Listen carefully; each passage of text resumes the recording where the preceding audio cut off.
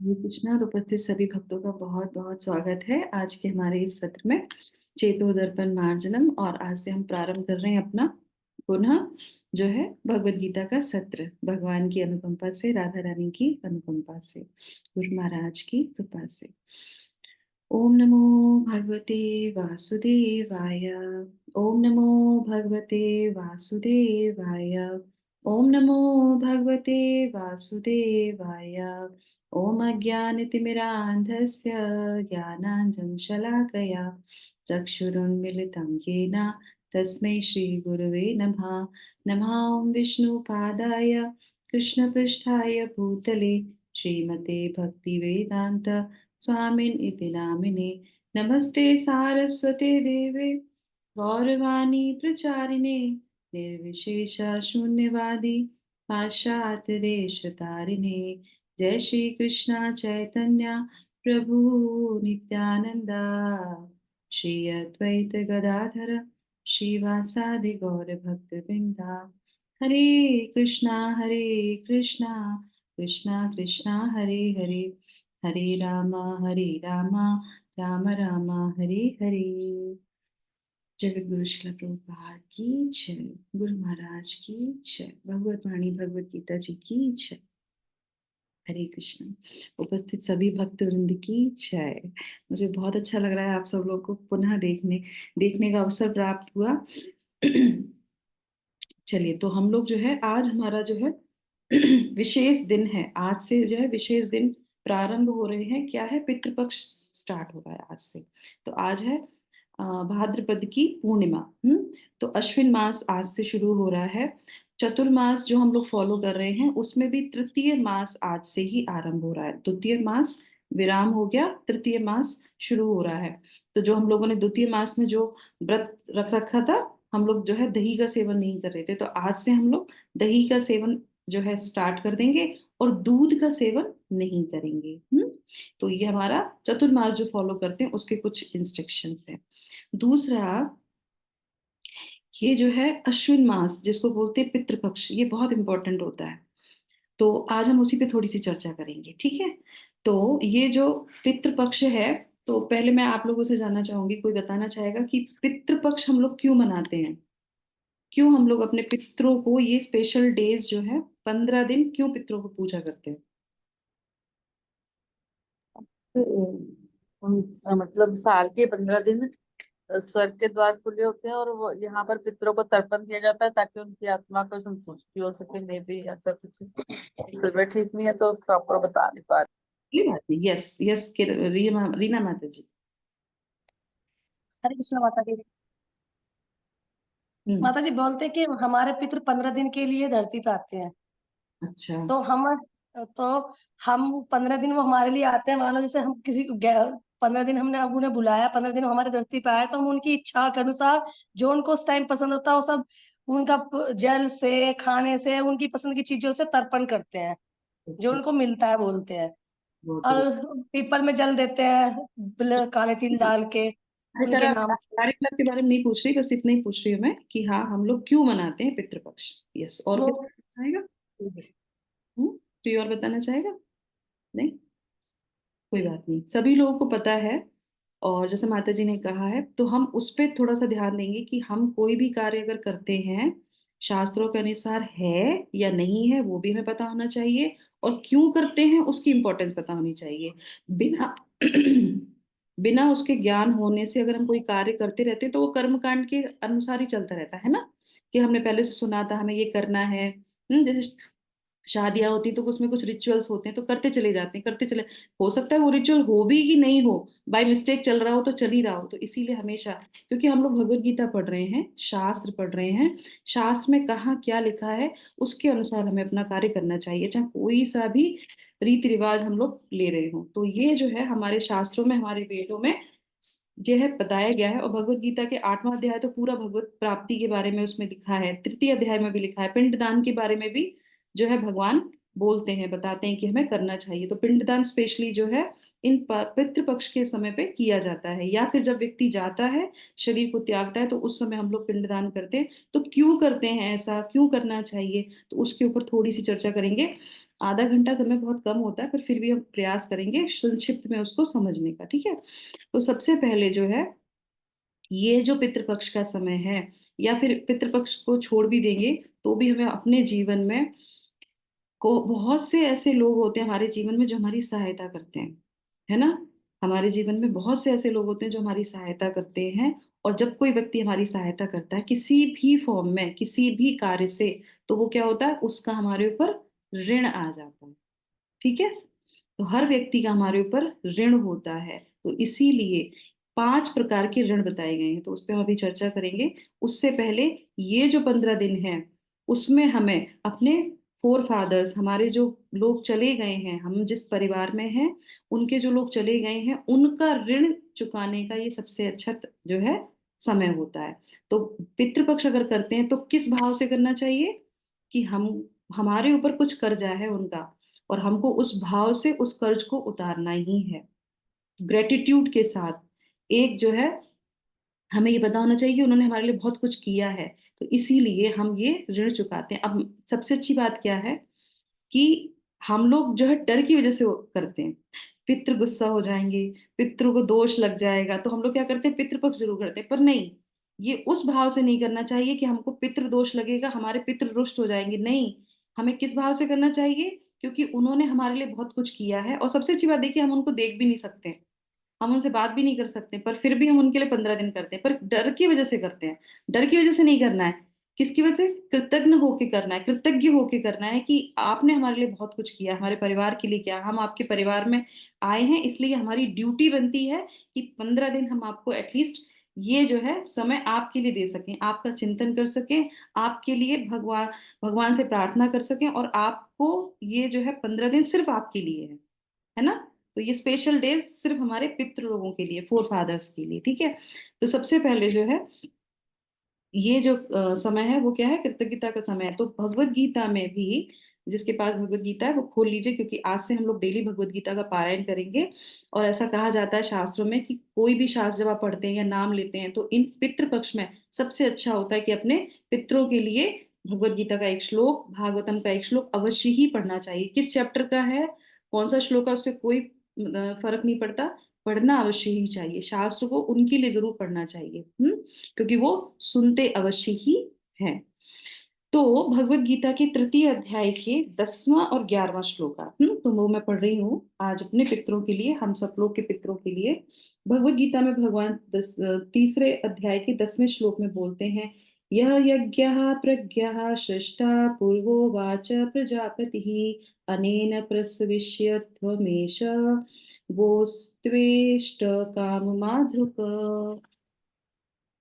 ज्ञान में 11 में क्या बोल रहे हैं, देवान भावयतानेन ते देवा भावयन्तु वः परस्परं भावयन्तः श्रेया परमवाप्स्यथ। तो भगवान बोलते हैं 10वें श्लोक में कि सृष्टि के प्रारंभ में समस्त प्राणियों के स्वामी यानी कि प्रजापति ने विष्णु के लिए यज्ञ सहित मनुष्यों तथा देवताओं की संततियों को रचा, और उसे उनसे कहा, तुम इस यज्ञ से सुखी रहो, क्योंकि इनके करने से तुम्हें सुखपूर्वक रहने तथा मुक्ति प्राप्त करने के लिए समस्त वांछित वस्तुएं प्राप्त होंगी। 11वें में क्या बोलते हैं वो, यज्ञों के द्वारा प्रसन्न होकर देवता भी तुम्हें प्रसन्न करेंगे, और इस तरह मनुष्यों तथा देवताओं के मध्य सहयोग से सबों को प्रसन्नता प्राप्त होगी। तो जब ये सृष्टि प्रारंभ हुई, तो भगवान ने एक सिस्टम बनाया था, मनुष्यों के लिए एक सिस्टम बनाया, और वो उसकी बात की इसमें बोल रहे हैं, भगवत गीता में बोल रहे हैं। क्यों बताते हैं, वो ये बोलते हैं इसमें कि जब आप इस धरती पे आएंगे, तो आपको, क्योंकि सबके सहयोग से ही आप इस धरती पे रह सकते हैं, है ना। सबका सहयोग है, सब लोग आपको कुछ ना कुछ देंगे। जब हमें कोई व्यक्ति देता है तो हमें उसके लिए कृतज्ञता व्यक्त करनी चाहिए। तो सिर्फ कौन होते हैं, सिर्फ हमारे रिलेटिव्स ही नहीं होते, सभी होते हैं आप सूर्य की गर्माहट ले रहे हैं, आप जल ले रहे हैं, आप पेड़ों से कुछ ले रहे हैं, जो भी आपके संपर्क में आ रहा है, तो उन सब से आप कुछ ना कुछ लेते हैं। तो लेने के लिए फिर आपको कुछ देना भी तो चाहिए। तो ये संबंध है, और जब ये संबंध कैसे चलेगा, यज्ञ के द्वारा। तो हमें यज्ञ करना चाहिए अपने जीवन में, है ना। तो हम लोगों ने यज्ञ के बारे में बहुत डिटेल में पढ़ा था इस श्लोक में। तो इसी तरीके से, और जब ये ऐसे यज्ञों के साथ अपना जीवन आप चलाएंगे तो क्या होगा, देवता भी प्रसन्न होंगे।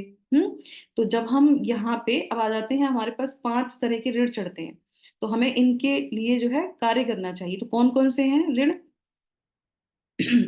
तो सबसे पहले जो है देव ऋण बोला गया है, ये मुख्य है, वैसे तो बहुत सारे ऋण होते हैं। तो देव ऋण होता है, उसके बाद ऋषि ऋण होता है, पूत ऋण होता है, पितृ ऋण होता है, और एक नृगी ऋण होता है। ठीक है। तो सबसे पहले देव ऋण। तो जो भी देवता हैं उनका भी हमारे ऊपर ऋण चढ़ता है। जैसे कि आप सूर्य का प्रकाश ले रहे हैं, सूर्य देवता आपको देते हैं ना।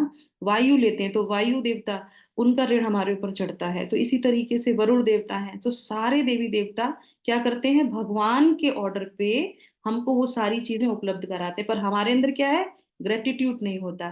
ग्रेटिट्यूड क्यों नहीं होता? इसलिए नहीं होता क्योंकि हमें उसका ज्ञान नहीं है, या हम कभी उस पर ध्यान नहीं देते हैं कि ये सब चीजें फ्री में नहीं है, ये सब किसी ना किसी की वजह से हमको दी जा रही हैं, और हम उसको ग्रहण करते हैं। तो उनके लिए अब देवी देवताओं की पूजा बोलते हैं कि ठीक है, उनकी पूजा करने की आवश्यकता नहीं, पर ग्रेटिट्यूड होना चाहिए, क्योंकि उनकी वजह से वो चीजें हमें मिलती हैं। तो जब हम ये भाव रखते हैं कि आपकी वजह से हमें ये मिला है, तो हम आपको जो है क्या करते हैं, नमन करते हैं। और बस इतना ही सोच लो कि ये हमें उनसे प्राप्त हो रहा है, तो भी क्या होगा, वो ऋण आपके ऊपर से जाने लगेगा। ठीक है। और उसके बाद जो है सारी सुविधाएं जब हमें देते हैं, तो हमें उनका ऋण भी उतारना चाहिए एज अ ग्रेटिट्यूड, है ना। उसके बाद आते हैं ऋषिगण। ऋषि हमारे जीवन में क्या करते हैं? ऋषियों ने हमारे जीवन में हमको ये सिखाया है कि हमें क्या करना चाहिए, क्या नहीं करना चाहिए। हमें अपने जीवन को नियम पूर्वक चलाना चाहिए। वेद शास्त्रों का ज्ञान जो है वो ऋषियों की वजह से ही हमको पता चला है कि किस वेद से हमें क्या ज्ञान मिलता है और कैसे हम उसको अपने जीवन में ले सकते हैं। सारे रहस्यों का उद्घाटन जो है वो ऋषियों की वजह से ही हुआ है। तो एटलीस्ट इतना हमें पता होना चाहिए जिससे कि हम उनको ग्रेटिट्यूड दे सकें। करेक्ट है कि नहीं? तो ये हमें जरूर पता होना चाहिए। जब हम जब भगवत गीता पढ़ते हैं या कोई शास्त्र पढ़ते हैं, तो ये भी हमारा ग्रेटिट्यूड है कि उन्होंने हमें ये शास्त्र दिए हैं और हम उनको पढ़ रहे हैं। जैसे कि अभी ऋषि पंचमी आती है ना, तो ऋषि पंचमी पे लोग व्रत करते हैं। अलग अलग की प्रथाएं हैं, जब कुछ किस जगह कुछ कोई कोई प्रथाएं चल रही हैं अभी तक, तो उसके पीछे कोई ना कोई कारण है। तो उनको ग्रेटिट्यूड है कि हाँ, आपने ये हमको वेद शास्त्र दिए हैं, तो इसलिए हम जो है उसको पढ़ते हैं और उस दिन को कुछ विशेष जो है उनके लिए करते हैं। तो इसी तरीके से जो आज का दिन है भद्र पूर्णिमा, आज के दिन श्रीमद् भागवतम का बहुत बड़ा महत्व है। श्रीमद् भागवतम जिसके पास नहीं है, आप कोशिश कीजिए कि श्रीमद् भागवतम को अपने घर लाने का। नहीं हो तो एक कैंटो, सिर्फ एक खंड ही लेके आ सकते हैं। नहीं है तो वो कोई बात नहीं, भगवत गीता है तो आप उसकी भी क्या कर सकते हैं, अर्चना कर सकते हैं। आप उसको एक स्थान पे रखिए। वैसे श्रीमद् भागवतम को रखा जाता है जिसके घर पे भी है, तो आज के दिन आप श्रीमद् भागवतम को खोल के बाहर निकाल के, जैसे अगर कहीं अलमारी में है या कुछ है, खुला नहीं है तो खोल दीजिए। और धूल चढ़ी है तो धूल हटा दीजिए उसके ऊपर से। डेली पढ़ते हो तो धूल नहीं होगी, डेली नहीं पढ़ते तो धूल चढ़ गई होगी। धूल हटा दीजिए, उसकी आरती कीजिए और प्रयास कीजिए कि आज से डेली जो है श्रीमद् भागवतम को पढ़े।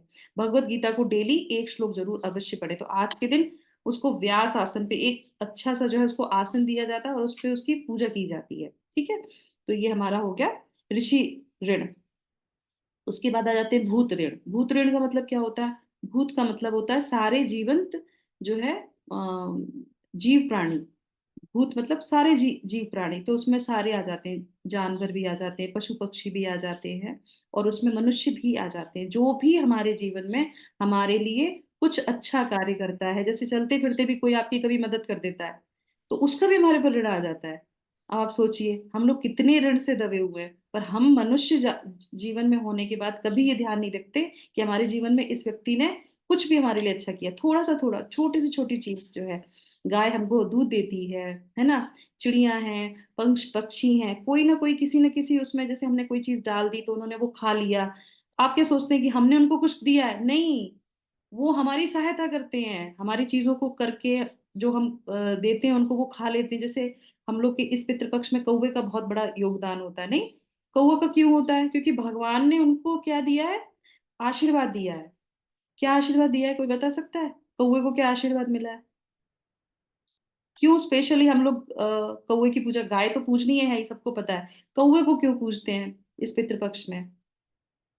पिंड देते हैं ना, पिंड का दान करते हैं, तो कहते हैं कि जब कौवा आएगा और उसको छुएगा, उसको टच करेगा, तो ही वो पूरा पूरा माना जाता, नहीं तो माना नहीं जाता। क्यों, ऐसा क्यों होता है? कि हमारे पितृ कौवे के रूप में आते हैं। कौवे के रूप में आते हैं, अच्छा। ठीक है। तो इसके पीछे रीजन क्या है, स्टोरी तो अलग है, ये इसके ऊपर हम नहीं जाएंगे, क्योंकि एक बार उनको जो है श्राप भी मिला था कौवे को। तो उन्होंने जो है वक्ष स्थल पे जो है सीता सीता माता की माता जो है चोंच को मारी थी, तो उन्होंने कहा था कि तुम्हारी जो है एक आंख जो है फूट जाएगी। तो ये बात बिल्कुल सत्य है, हमें देखने में वो दिखता है कि कौवे की दोनों आंखें, पर दोनों आंख नहीं होती है, एक ही आंख कार्य करती है। और वो जो एक आंख है, अब उनका वरदान भी है, क्योंकि भगवान तो बहुत कृपालु होते हैं, सब पे कृपा करते हैं। तो उन्होंने कौवे को भी ये वरदान दिया कि एक आंख तो है तुम्हारी, क्योंकि तुमने अब गलती की है तो तुम्हें वो मिलेगा, जो है श्राप मिलेगा, पर उसके साथ वरदान भी दिया कि तुम्हारी एक आंख से तुम उन योनियों को देख सकते हो जो दूसरी योनियां नहीं देख सकती। यानी कि हम मनुष्य योनि में हैं, हम हर योनि को नहीं देख सकते, पर कौवा एक ऐसा पक्षी है जो क्या करता है, जो जो है ये हमारे जो एक आंख से दो कर योनियां हैं, जो प्रेत योनियां हैं, या कोई ऐसी योनि है जिसको हम नहीं देख सकते, वो भी कौवे देख सकते हैं। और आके जो है उसको भोजन ग्रहण करते हैं, क्योंकि उनको वो सब चीजें दिखती। जैसे सीता मैया जब गई थी गया में, जब वो वनवास के पीरियड था, तो वहां पे उन्होंने जब पितरों को अपना भोजन कराया था, तो उस समय वो छोड़ के चली गई। जब उनसे पूछा कि आप क्यों ऐसे छोड़ के आ गए, तो उन्होंने कहा कि वहां पे आपके पिताजी ही नहीं थे, आपके पिताजी के साथ उनके पिताजी और उनके पिताजी और उनके पिताजी, सभी वहां पंक्ति में बैठे थे भोजन के लिए। और मैं तो यहाँ पे वनवास में हूँ, तो मैं तो यहाँ पे कंद फूल मूल दूंगी। अब बताओ, मैं अपने जो फोर फादर्स हैं, जो पिताजी के पिताजी हैं, जो है पितामह हैं, उनको मैं कंद फूल कैसे दे दूं? मुझे तो नहीं देना चाहिए, मैं तो इतने अच्छे परिवार से हूँ, तो मुझे तो उनको अच्छा भोजन देना चाहिए कि वो यहाँ पे भोजन के लिए आए हैं। तो सीता माँ ने उनको देख पाया था। तो इसी तरीके से जो ये पक्षी होते हैं, ये पक्षी जो स्पेशल कौवे के जो इनकी जाति है, ये देख सकती है किनको? प्रेत योनियों को। प्रेत योनि का मतलब क्या होता है? भूत पिशाच नहीं होता। प्रेत योनि का मतलब होता है ये शरीर जो है, स्थूल शरीर उनके पास नहीं होता है, वायु का शरीर होता है, इसलिए उसको प्रेत योनि बोला जाता है। और वो आते हैं और वो ग्रहण करते हैं। तो इसीलिए कौवे को बोला जाता है वहां पे, मतलब उनको बुलाया जाता है कि वो आए और ये ग्रहण करें। ठीक है। अब आ जाते हैं दूसरा जो है लास्ट, चौथा, नृगी। नृगी की मतलब होता है कि जो भी हमारे जो प्राणी ऐसे हैं मनुष्य योनि में जो हमारी सहायता करते हैं, तो उनका भी ऋण हमारे ऊपर आता है। और आज का स्पेशल जो है लास्ट का, पितृ ऋण। तो पितृ ऋण हम मतलब जिसमें परिवार में हमने जन्म लिया, जो हमारे फोर फादर्स हैं, उनका ऋण हमारे ऊपर चढ़ता ही चढ़ता है। अब ये कैसे हम लोग इसके ऊपर, क्योंकि ये हमारा आज का विशेष जो है विषय है, तो जो हमारे पूर्वज हैं, जो हमारे माता पिता हैं, जो अगर नहीं है आपके साथ आज, या कोई भी आपका संबंधी जो विशेष जिसका संबंध है हमसे, हमारे परिवार से, अगर वो नहीं है हमारे बीच, तो वो क्या होते हैं, वो पितृलोक में जाते हैं। पर पितृलोक में जाते हैं या नहीं जाते, वो तो हमें नहीं पता, है ना। वो तो हमें नहीं पता कि वो पितृलोक में गए। जैसे माता जी ने बोला कि वो जो है धरती पे आते हैं और वो भोजन ग्रहण करते हैं, नहीं, उसकी जरूरत नहीं है। हमारे यहाँ से जो भी हम कार्य करेंगे वो वहां चला जाएगा, है ना। जैसे कि हम लोग यहाँ पे, कोई अमेरिका में हमारे कोई रिश्तेदार बैठे हो और हमें उनको कुछ देना हो, तो उनसे कहेंगे आप भारत में आइए तभी हम आपको कुछ देंगे, ऐसा नहीं है। तो क्या करते हैं हम, जो भी भारत से करेंगे, जो भी हम यहाँ से रुपए डालेंगे, तो वो क्या होगा, वहां पे उनको डॉलर पे मिल जाएगा, है ना। होता है ना। तो वो एटीएम मशीन कह लो, या जो भी जो एक्सचेंज करने की मशीन है, वो तो हमारे भौतिक संसार में हम लोग देख सकते हैं, पर भगवान की मशीन सबसे बड़ी है। यहाँ जो भी हम कार्य करते हैं, वो भगवान उनको वहां पे दे देते हैं, हरि जो है उनको देते हैं। तो कैसे देते हैं? तो जब हम लोग कुछ दान करते हैं, पिंड दान करते हैं, तो उसमें क्या होता है कि यहाँ पे वो हरि को दिया जाता है। हरि कौन? भगवान विष्णु, है ना, भगवान कृष्ण, उनको दिया जाता है। वो क्या करते हैं, वो सूर्य देव के को देते हैं, सूर्यदेव को देते हैं। ठीक है। सूर्यदेव क्या करते हैं, सूर्यदेव अपने पुत्र को दे देते हैं। सूर्यदेव के पुत्र कौन? यमराज जी। उनको दे देते हैं, क्यों? उनके अंदर क्या है, बहुत सारे प्लेनेटरी सिस्टम है, जहाँ पे ये जो है जाने के बाद जो यात्रा प्रारंभ होती है, वो सारा अंडर किसके है, वो यमराज जी के अंडर में आती है। तो इस पे हम थोड़ी सी चर्चा करेंगे कि कैसे हम जो कार्य करते हैं वो हमारे पितरों को वहां पे पहुंचता है। तो उनको यहाँ पे आने की आवश्यकता नहीं होती। ब्राह्मण से, गाय से, कौवे के ग्रास से उनको वो चीज वहां पे प्राप्त हो जाती है। ठीक है। तो ये है हमारे सनातन धर्म की विशेषता, सुंदरता, कि हम जिनको देख भी नहीं पाते उनके लिए भी हम ऐसा प्रयास करते हैं कि हाँ इन 15 दिन में हम उनके लिए करेंगे। तो ये विधि विधान करना बहुत आवश्यक होता है। तो जब भी कोई हमारे बुजुर्ग होते हैं या कोई भी ऐसा व्यक्ति होता है जो शरीर को त्यागता है, तो त्यागने के बाद 12 दिन तक शरीर तो चला गया, उसका जो है क्रियाकलाप कर दिया गया, पर वो जाता नहीं है परिवार को छोड़ के। वो 12 दिन तक उसी स्थान पे रहता है, प्रेत योनि में, हवा की योनि में रहता है। ठीक है।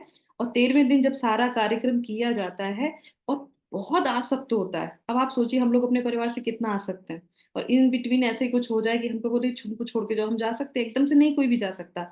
इसीलिए भगवत गीता में पढ़ते हैं तो ये कहते हैं भगवान से आसक्ति रखनी चाहिए, संसार से रखनी नहीं चाहिए। क्यों? क्योंकि एकदम से अगर हम कहीं चले गए, शरीर खत्म हो गया, तो क्या होगा? हम तो परिवार में ही लिप्त रहेंगे। तो ये जो आसक्ति है, ये इस शरीर को छोड़ने के बाद बहुत दुखदाई है। अभी तो है ही दुखदाई, पर शरीर को छोड़ने के बाद ज्यादा दुखदाई होती। क्यों? क्योंकि उस समय हमारे पास कुछ भी ऐसा नहीं होता जिससे कि हम कुछ कार्य कर सके। पर मजे की बात देखिए, कार्य नहीं कर सकते क्योंकि शरीर नहीं है, पर सुनते सब हैं, देखते सब हैं। समझ रहे हैं? सुनते सब हैं, देखते सब हैं, कर कुछ नहीं सकते। क्यों? क्योंकि शरीर नहीं होता हमारे पास। तो हमारे जो पित्र हैं या जो भी व्यक्ति जाता है, 12 दिन तक वो प्रेत के हवा वाली योनि में रहता है, और और वो पूरे परिवार को देखता है कि पूरा परिवार क्या कर रहा है। तो उस समय क्या करना चाहिए? रोना धोना, इससे कुछ फर्क नहीं पड़ता, उससे और ज्यादा वो आसक्त होता है। वो ये देखता है कि अरे मेरे परिवार वाले कितना मुझे प्यार करते थे, और देखो कितना रोए जा रहे हैं। तो इसीलिए वहां पे गरुड़ पुराण रखा जाता है, इसीलिए वहां पे श्रीमद् भागवतम रखी जाती है, इसीलिए हरे नाम का कीर्तन किया जाता है, इसीलिए भगवत गीता भागवतम पढ़ी जाती है। क्यों पढ़ी जाती है? इसीलिए कि उस समय वो सिर्फ सुन सकता है, और जब वो सुनता है तो वो देखता है कि मैंने कितनी आसक्ति कर रखी है, मुझे ये कार्य जीवित होते में मुझे बहुत कुछ करना चाहिए था और मैंने कुछ भी नहीं कर पाया। तो वो जब वो सुनता है तो उसकी मुक्ति होनी शुरू हो जाती है। भगवत गीता भागवतम ये सब पढ़ने से उसकी मुक्ति शुरू हो जाती है। और साथ साथ जो हम कर्म कांड करते हैं, जो हम विधि विधान करते हैं, जो पिंड दान करते हैं, उससे उसको जो है क्या होता है? पितृलोक में जाने का मौका मिलता है। समझ में आया? प्रेत योनि में रहने पे क्या होता है? जब हम कर्म कांड करते हैं, जब हम ये पिंड दान करते हैं, तो उसको एक लोक मिलता है। वो कौन सा लोक है? पितृलोक मिलता है। और अगर हम ये कार्य नहीं करेंगे तो उसको क्या होगा? उसको कोई भी लोक नहीं मिलेगा। वो क्या होगा? वो आसक्त रहेगा और वहीं भटकता रहेगा। तो इसीलिए ये जो क्रियाकलाप होते हैं, ये कोई हंसी मजाक नहीं होता है। आजकल की नई पीढ़ी क्या करती है? हमें तो पता नहीं क्या होता है, क्या ये सब रिचुअल्स होते हैं, इसकी जरूरत नहीं है। शास्त्रों को पढ़िए, इसमें लिखा है, भगवान भी ये बात कहते हैं कि करना ही करना चाहिए। और कोई भी कितना भी ऊंची स्थान पे क्यों ना पहुंच जाए, अपने पितरों के लिए अवश्य ही करना चाहिए। क्यों? क्योंकि उन्होंने हमारे जीवन में हमको जीवन दिया है, हमको एक परिवार दिया है, हमको एक नाम दिया है, हमको शरीर मिला है, अपने परिवार से तो मिला है, उन माँ बाप से ही तो सब कुछ मिला है। तो उनके लिए हमें नहीं करना चाहिए? तो इसीलिए उस ऋण को हमें करना चाहिए। जब हम नहीं करते हैं, जैसे मान लीजिए आपको ऑल ऑफ सडन अमेरिका जाना है या कहीं पे भी जाना है, बेंगलोर आना है, कहीं पे भी जाना है, आपने अपने बच्चों से बोल दिया कि बेटा हमारा लगेज पैक कर दो, हम जा रहे हैं। बच्चे ने कहा हाँ ठीक है, हमने आपका लगेज पैक कर दिया, और आप चले गए। भरोसा किस पे कर दिया? बच्चों पे कर लिया। जब आप पहुंचे रेलवे स्टेशन पे या एयरपोर्ट पे, तो जैसे ही आपने अपना बैग खोल के देखा कि हमारा जो है टिकट कहाँ है ना, जो बुक कराई थी वो सब कहाँ है, तो उसमें से पता चला कि टिकट तो हुई नहीं है। अब वहां पे जाके वो क्या करेगा? वो तो गुस्सा होगा ना कि मुझे कहीं जाना था, उसकी जो है सुविधा नहीं है। चलो मान लो टिकट हो गई, आप प्लेन में बैठ गए, उसमें बैठ गए, उसके बाद जब देखा तो उसमें आपके पास खाने के लिए कुछ भी नहीं है, आपके पास कपड़े नहीं है, आप तो गए दूसरी जगह, आप दूसरी जगह चले गए, और भरोसा किस पे किया? अपने बच्चों पे किया, और बच्चों ने कोई भी व्यवस्था नहीं करी। तो अब आप बताइए, एज अ माँ बाप या जो भी हमारी है, उस समय आपको अपने बच्चों पे गुस्सा नहीं आएगा? आएगा ना। आप कितना भी प्रेम करते होंगे, फिर भी आपको बच्चों पे गुस्सा आएगा। क्यों? क्योंकि हमने आप पे ट्रस्ट किया और हम यात्रा पे निकले, और आपने हमारे लिए कोई भी व्यवस्था नहीं करी, है ना? धोखा दे दिया। क्या लगेगा? धोखा दे दिया, है ना? तो इसी तरीके से जो हमारे पितृ होते हैं वो हमसे इतना प्रेम करते हैं, और जब हम उनके लिए कुछ नहीं करते, यानी कि जब उनका शरीर त्याग होता है, और फिर हम उनके लिए जब कोई कार्य नहीं करते हैं, उनको पिंडदान नहीं करते, ब्राह्मणों को भोज नहीं कराते, तो ये शरीर एकदम से यात्रा पूर्ण नहीं होती है। जाने के बाद कितना, पूरा 1 साल तक वो यात्रा में रहते हैं। कितना? 1 साल तक। कोई भी हमारे फोर फादर या जो हमारे जाते हैं यहाँ से, शरीर जाने के बाद 1 साल तक उनकी यात्रा चलती रहती है। बहुत विरले होते हैं जो शरीर त्याग करते हैं, उनको किसी यात्रा में नहीं जाना पड़ता। क्यों? क्योंकि वो हरे कृष्णा का मंत्र लेते हैं। उनके घर में वैष्णव हैं। वैष्णव संप्रदाय में अगर आप हैं, वैष्णव आपका घर है, आपने गुरु को धारण कर रखा है, आपने किसी संप्रदाय को ले रखा है, तो उनको यात्रा नहीं मिलेगी। उनको यात्रा नहीं करनी पड़ेगी। उनको क्या होगा, उनको डायरेक्ट आपके घर में ही आया एरोप्लेन, और आपको बिठाला और चला गया। आपको कोई टिकट की जरूरत नहीं है, किसी लगेज की जरूरत नहीं, सारी व्यवस्था वो अपने आप करेंगे। इसीलिए जो वैष्णव लोग हैं वो ये प्रथा को लेते हैं कि हमको हरे डेली हरे कृष्णा मंत्र करना है, तो उसके ऊपर कोई भी नहीं लगता। पर जहां नहीं होता वहां पे क्या होता है, 1 साल तक उनके परिवार वालों को ये जो यात्रा करनी पड़ती है। और उस यात्रा में 15 कितने होते हैं, क्या बोलते हैं, इसमें 16 पड़ाव आते हैं। 16 पड़ाव में हर पड़ाव पे उसको कुछ कुछ चीजों की जरूरत पड़ती है, और परिवार वाले कुछ करते ही नहीं उस समय।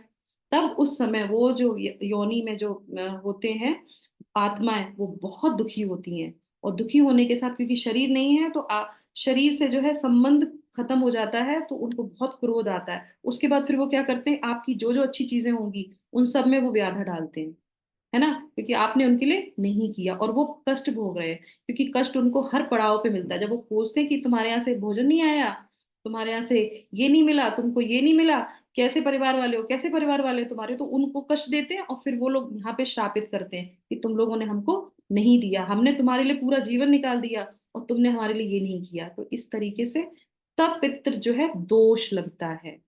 ठीक है। तो वो ऐसा नहीं है कि पितृदोष की वजह से हमें ये करना चाहिए, ग्रेटिट्यूड है, क्योंकि वो किसी यात्रा पे गए हैं। शरीर खत्म होने से यात्राएं खत्म नहीं हो जाती, यात्राएं उनकी दूसरी प्रारंभ होती हैं। इसलिए हमें उनकी यात्राओं को सुखद बनाना है। अगर हम हरे कृष्णा मंत्र बोलेंगे, तो क्योंकि वो भगवान के, यमराज जी के जो दूत होते हैं, जो ये सारे कार्यकलाप देखते हैं, वो कहते हैं अरे ये तो वैष्णव परिवार से है, ये व्यक्ति तो जो है भगवान का नाम इसके यहाँ लिया जा रहा है, तो बड़ा सम्मान करते हैं और वहीं से सारी चीजें उनको उपलब्ध करा देते हैं। और जो नहीं ऐसा करते तो उनको वो ही कष्ट देते हैं कि देखो तुम्हारा परिवार कैसा है, और तुमने अपने परिवार को क्या सिखाया जो तुमको वो कुछ भी उपलब्ध नहीं करा रहे हैं, है ना। तो इसलिए हमें ये करना चाहिए। तो अश्विन मास के ये 15 दिन जो है, इस लोक में और जो पितृलोक है उसमें फर्क आ जाता है। तो उनको डेली मिलता है, और हमको यहाँ पे 15 दिन में हम जो करते हैं। वैसे तो जब 1 साल का जो पीरियड होता है उसमें हर मास में उसी तिथि को ब्राह्मण भोज कराना चाहिए, और वो हम लोग कराते भी हैं, इसीलिए कराते हैं। अब आप देखिए आजकल और एडवांस हो गया क्या, हमारे घर में शादी है, हमारे घर में कुछ अच्छी चीज है, तो क्या करना चाहिए हमको, 15 दिन में, 7 दिन में, 13 दिन में साल भर का सब खत्म कर देना चाहिए। ऐसा कैसे हो जाएगा? ऐसे कैसे हो जाएगा? आप सारा जो है, जो 13 दिन की में जो है आप क्या करते हैं, 1 साल का पूरा कर देते हैं। नहीं करना चाहिए, जो नियम है वैसे ही रखना चाहिए। आप बताओ, आपका घर का कोई व्यक्ति जा रहा है और वो जा गया, और आपने कहा कि ठीक है 15 दिन बाद ये खत्म करके हम लोग जो शादी कर देंगे। अब वो व्यक्ति को तो पहुंचा ही नहीं वो अपने गंतव्य पे, और आपने घर में कर दी विवाह। हाँ। और फिर वो क्या करेगा, देखो हमारे जाते ही आपके घर में विवाह होने लगा, हमारी तो कुछ भी अहमियत ही नहीं थी। तो वो खुश होंगे क्या? वो नहीं खुश होते हैं, क्योंकि उनकी यात्राएं पूर्ण नहीं हो पाती हैं। तो हमें नहीं पता चलता कि किसकी यात्रा पूर्ण हुई, किसकी नहीं पूर्ण हुई। इसीलिए हमें 1 वर्ष तक का विराम रखना चाहिए। उसमें कोई भी ऐसा कार्य नहीं करना चाहिए जिसमें कि हमारे पितरों को दुख पहुंचे। हमें उनको याद करना है, उनकी यात्राओं को पूर्ण करना है, उनके लिए कुछ समय निकालना है अपने जीवन में। तो इसीलिए 1 साल का जो पीरियड होता है, हर महीने भोजन कराया जाता है, जिससे कि उनको भोजन मिल सके। उनको हम दान करते हैं, वो दान उनको जाता है। छाता देते हैं, जूते देते हैं। अब आप जब पढ़ेंगे श्रीमद् भागवतम, कभी किसी दिन समय मिलेगा इन्हीं पितृपक्ष में, तो मैं जरूर आपको वो यात्रा के बारे में बताऊंगी कि कौन कौन सी यात्रा होती हैं, कौन कौन से पड़ाव होते हैं, किस तरीके से उनको किस किस जगह से निकलना पड़ता है, और उस समय उनको उन चीजों की जरूरत होती है। गर्म रेत में से वो निकलते तो उनको जूतों की जरूरत होती है। अब आपके बच्चे दूध जूते नहीं देंगे दान में, तो उनको नहीं मिलता। अब ये आज की पीढ़ी को अगर बोलेंगे तो वो ये कहेगी कि ऐसा थोड़ी ना होता है कि हम यहाँ पे जूते दान पंडित को कर रहे हैं और उनको वहां पे मिल जाते हैं। सब कुछ होता है। तो हमें ये सब कार्य करने ही चाहिए। और ये जो 15 दिवस का जो समय है हमारे लिए, ये बहुत आवश्यक है। तो अब हम क्या कर सकते हैं, अगर किसी यहाँ सुविधा हो पिंडदान करने की, तर्पण करने की, तो अवश्य ही करना चाहिए किसी ब्राह्मण को बुला के। नहीं तो सबसे अच्छा मार्ग जो है, सुलभ मार्ग जो है, कलयुग में बताया गया कि कोई भी चीज जो है शुद्ध नहीं होती, तो क्या करना चाहिए, डेली हमको अपने पितरों के लिए हरे कृष्ण महामंत्र करना चाहिए। सुबह उठ के, जैसे अभी प्रातः काल है, तो इसमें जो है सूर्य देव को, क्योंकि सूर्य देव जो है भगवान हरि जो है सूर्य देव से ही पहुंचाते हैं, उनको बोलते हैं कि तुम जो है यमराज को दो और इन पितरों को मिलेगा, तो सूर्य देव को हमें जल देना चाहिए। कुछ नहीं कर सकते तो इतना तो डेली कर ही सकते हैं। डेली उठ के पितरों के नाम से जल लीजिए, तिल डालिए, फल उसमें जो है फूल डालिए, थोड़ा सा मीठा गुड़ डाल दीजिए, और अपने पितरों का नाम, और कोई मंत्र अलग से मंत्र बोलने की जरूरत नहीं, सिर्फ हरे कृष्णा मंत्र ही पर्याप्त है, क्योंकि बिना हरि के कोई भी चीज पूर्ण नहीं होती है। तो हम हरे कृष्ण में सिर्फ भगवान का नाम लेते हैं और पितरों को याद करते हैं और कहते हैं हमारे पितर जहाँ पे भी हैं उनको ये जल मिल जाए। और फिर जो भोजन है, तो उस दिन जो तिथि है आपके पुरखों की, या जो आपके पितृ है उनकी जो तिथि है, विशेष तिथि, जैसे माता जी ने कहा उनको बहुत जो पसंद था भोजन, वो भोजन बनाएं और फिर जो है हरि को भोग लगाएं, ब्राह्मण को दें, गाय को दें, और जो है कौवे को दें, उनसे जो है वो जाएगा ही जाएगा, तो उनको वो प्राप्त होता है। तो इस तरीके से हमें वो अवश्य करना चाहिए, उनकी पसंद की चीजों को देना चाहिए। जीवित हैं तो अपने माँ बाप की सेवा कीजिए, और अगर वो आपको छोड़ के जाते हैं तो उनको कभी भूलना नहीं चाहिए। अपने कितनी भी भाग दौड़ वाली जिंदगी हो, हमेशा अपने पितरों को याद करना चाहिए, तो कभी भी पितृ दोष भी नहीं लगेगा, और हमेशा उनका आशीर्वाद बना रहेगा। जब हम किसी को ग्रेटिट्यूड देते हैं, जब किसी को बहुत सम्मान देते हैं, तो अंदर से क्या लगता है, तुम हमेशा खुश रहो। नहीं, तो हमें इसलिए नहीं करना चाहिए अरे आप हम पितृदोष लग जाएगा, हमें ये हो जाएगा, नहीं, उनका आशीर्वाद चाहिए, वो हमेशा हमारे साथ रहते हैं। ये मानिए न मानिए, जब आप बहुत दिल से अपने पेरेंट्स को, अपने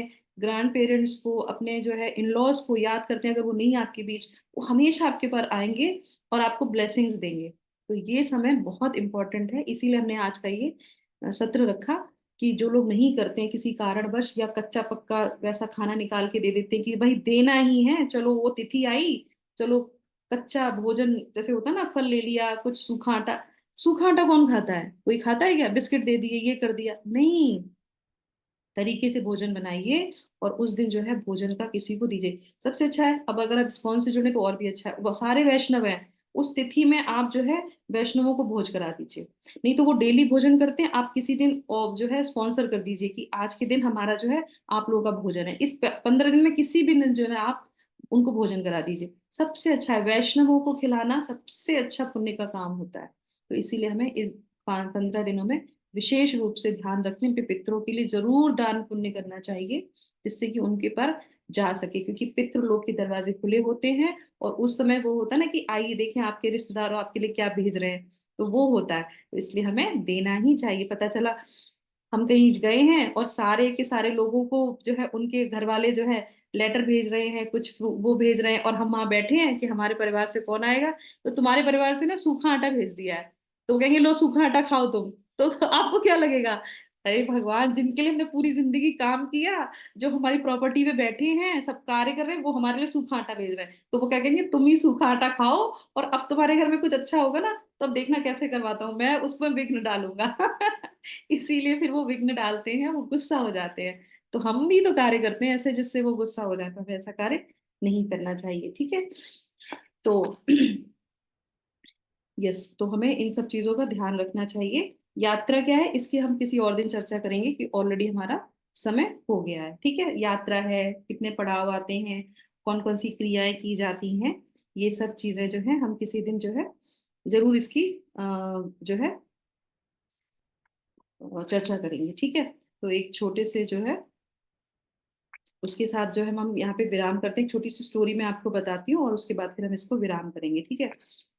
तो एक जो है स्टोरी की जरूरत है, वैसे ऑलरेडी टाइम हो गया है, हम विराम करते हैं, कल सुना देंगे, अभी तो पितृपक्ष चल रहा है ना, 15 दिन है, तो किसी और दिन सुना देंगे। और कल से हम लोग जो है भगवत गीता का 5वें अध्याय का जो 18वां श्लोक हमारा विराम हुआ था, वहीं से हम लोग कल से प्रारंभ करेंगे, और डेली हम लोग गीता का पारायण करेंगे, ठीक है।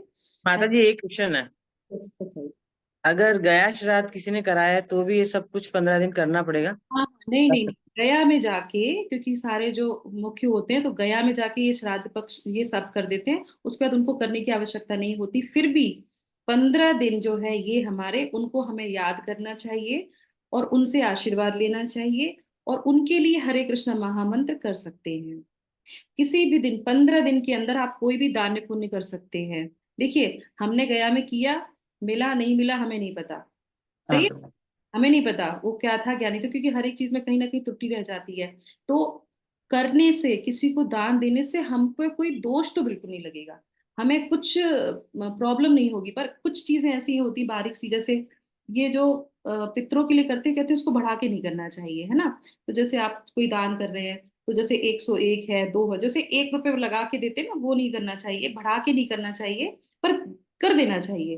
15 दिन में पितरों के लिए गाय को चारा खिला दीजिए। अगर आप गया में करके आए, गाय को चारा खिला सकते हैं। मंदिर में ब्राह्मण कर रहे हैं, तो उनको कह दो कि हम ठीक है, 15 दिन में एक दिन हम जो है दान कर देंगे। तो क्योंकि हमारा जीवन बहुत लंबा है, हमारे पितरों को इन में अगर कोई भूले भटके से कोई रह गया, कुछ रह गया, तो भी हम कर सकते हैं। उनको जाएगा जाएगा, वो तो गारंटेड है कि वो जाता ही जाता है। तो इसीलिए हम थोड़ा थोड़ा 15 दिन में हमें जरूर कुछ ना कुछ कर देना चाहिए। डेली अपना जो है भगवान के, सबसे अच्छा है कि डेली आप श्रीमद् भागवतम का एक श्लोक पढ़िए उनके लिए, अपने पितरों के लिए। डेली हरे कृष्णा का एक मंत्र कीजिए। अगर ये सारी चीजें आपने कर ली हैं, कर सकते हैं। और कभी भी 15 दिन का लंबा होता है, हमारे सबके पास इतना भगवान ने दिया है कि हम लोग किसी दिन जाके ब्राह्मणों को और वैष्णवों को भोजन करा दें, अपने घर में वैष्णवों को निमंत्रण कर दें। और वो इतने करुणामय होते हैं, पंडित लोग तो बहुत सोचते हैं, पर वैष्णव इतने कृपामय होते हैं कि वो घर आते हैं, कीर्तन करते हैं, हरे कृष्णा का मंत्र करेंगे आपके घर में, और आराम से भोजन प्राप्त करेंगे। तो ये हमें जरूर कर देना चाहिए। ठीक है माता जी? जी, थैंक यू माता जी।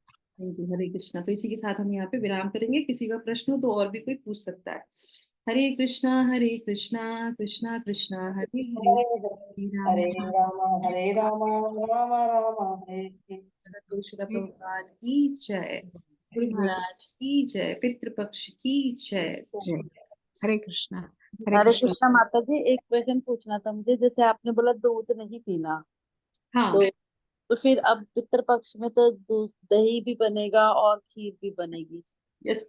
तो देखिए ऐसा है, अगर आप 4 महीने से कंटिन्यू फॉलो करते आ रहे हैं कि आपने पहले पक्ष में जो है आगे ग्रीन्स नहीं खाया, सेकंड में आपने दही नहीं खाया, तो तृतीय मास में जो है आप दूध का भी जो है व्रत कर सकते हैं। पर इसमें सबसे अच्छा तरीका क्या है कि पितरों के लिए, भगवान के लिए खीर बना सकते हैं, उनको खिला सकते हैं, और उसके बाद फिर जो है किसी ब्राह्मण को दे सकते हैं। ब्राह्मण कभी भी चतुर्मास नहीं रहते, क्योंकि उनके लिए ये मास बहुत इंपॉर्टेंट है। करेक्ट। और वो कहेंगे हम दही नहीं खाते, हम दूध नहीं खाते, उनका कैसे चलेगा? वो तो खीर खाएंगे ही। खीर पूड़ी तो उनकी फेवरेट होती है, वो तो खाएंगे ही ना। तो ब्राह्मण लोग नहीं रखते चतुर्मास, वो तो करते हैं। तो आप बनाइए और उनको खिलाइए। आप दूध का सेवन मत कीजिए, और चीजों का सेवन कर लीजिए, उनके लिए आप दे सकते हैं। समझ में? ऐसे। माता जी, हरे कृष्ण। हरे कृष्णा माता जी। एक क्वेश्चन है। एक कौवा रोज मेरे घर में आता है माता जी, रोज रोज आता है और हम्म। बिस्किट लेके चला जाता है। अरे वो और बहुत अच्छा है, बहुत बढ़िया। और हॉल की विंडो में आता है, आवाज देता है। और मैं नई हॉल में हूँ, तो वो मैं किचन में हूँ, उसको पता पड़ता है।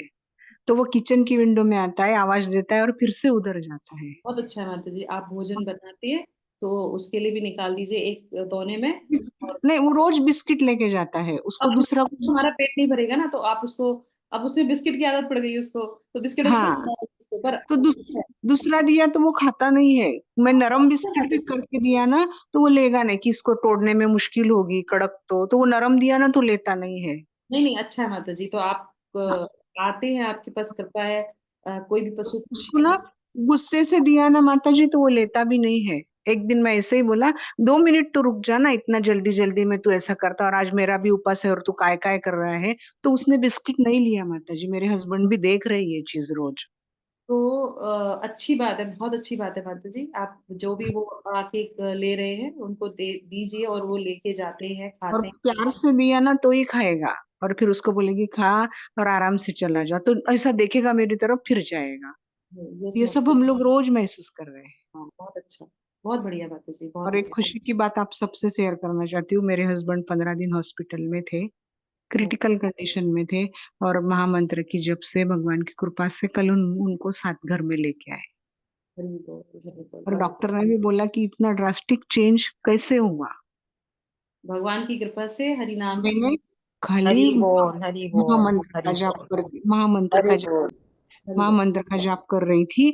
और जैसे भी वो आईसीयू में रखे थे, मैं मेरा विजिटिंग आवर्स में जाके उनके फोरहेड पे मेरा मतलब दाहिना हाथ रख के महामंत्र का जाप करती थी, और पूरी बॉडी पे भी हाथ रख के खाली महामंत्र का ही जाप कर रही थी मैं बस। महामंत्र में बहुत बड़ी ताकत है। क्यों? क्योंकि ये सीधे सीधे भगवान के नाम का ही जप करते हैं हम, और कुछ भी इसमें नहीं बोलते। इसीलिए हाँ हमें विश्वास होगा अपने हरि नाम पे, उतना ही वो पावरफुल है और वैसे ही वो कार्य करता है। भगवान स्वयं बस सारी की सारी उन्होंने अपनी शक्ति किसमें दे रखी है? भगवान के नाम में बस दे रखी है। किसी का नहीं सुनती देखती, सब लोग देखते चले जाते थे। तो जितना मेरे को आप टाइम दिया महामंत्र का जब, और बाहर बैठ के भी महामंत्र का जप और माला लेके गई थी, माला करती थी। बस ये मेरा।